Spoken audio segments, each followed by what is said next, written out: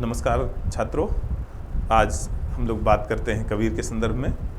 और कबीर ने जो शब्द प्रयोग किए हैं अपने काव्य में, अपने साखी में, अपनी पदों में, उनमें से एक शब्द है समाधि।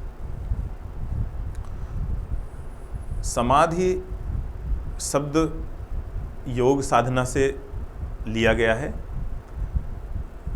योग जिसका प्रणयन महर्षि पतंजलि ने किया था, योगश्चित्त वृत्ति निरोधः, और उसके अष्टांगिक मार्ग उन्होंने बताए थे।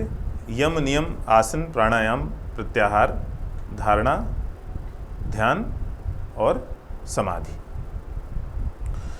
समाधि अंतिम स्थिति है। समाधि का मतलब है ईश्वर से साक्षात्कार। इसीलिए हम लोग देखते हैं कि जब कोई सन्यासी मोक्ष को प्राप्त करता है, जब उसकी मृत्यु होती है, तो जो उसकी कब्र कह लें या जो उसका अंतिम संस्कार जहाँ पर होता है, उस जगह को लोग समाधि के नाम से व्यवहृत करने लगते हैं और कहने लगते हैं कि ये फला संत की समाधि है। तो समाधि का मतलब होता है कि मृत्यु नहीं, परम तत्व में मिलना। और जब परम तत्व तक की साधना कर लेते हैं आप, जब परम तत्व में मिल जाते हैं, वो सच्ची समाधि है।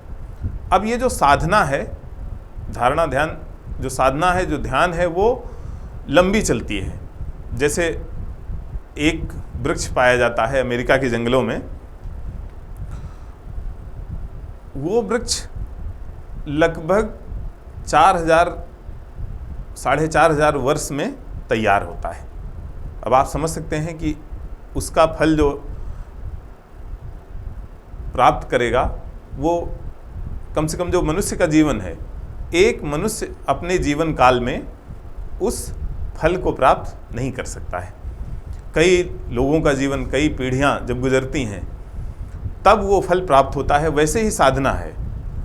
अब ये आवश्यक नहीं है कि वो साधना 4 दिन में प्राप्त हो जाए, वो 6 दिन में प्राप्त हो जाए, 4 साल में हो जाए, 10 साल में हो जाए। उसका कोई समय निर्धारित नहीं है। बस ये है कि वो एक यात्रा है, और यात्रा किस गति से हुई, कहाँ तक हुई, वो यात्रा निश्चित करती है कि समाधि किस रूप में प्राप्त होगी।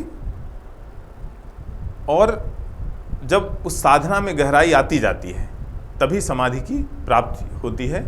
इसीलिए समाधि शब्द का उन्होंने प्रयोग किया और समाधि के आसपास तमाम सारे पदों की रचना की। धन्यवाद।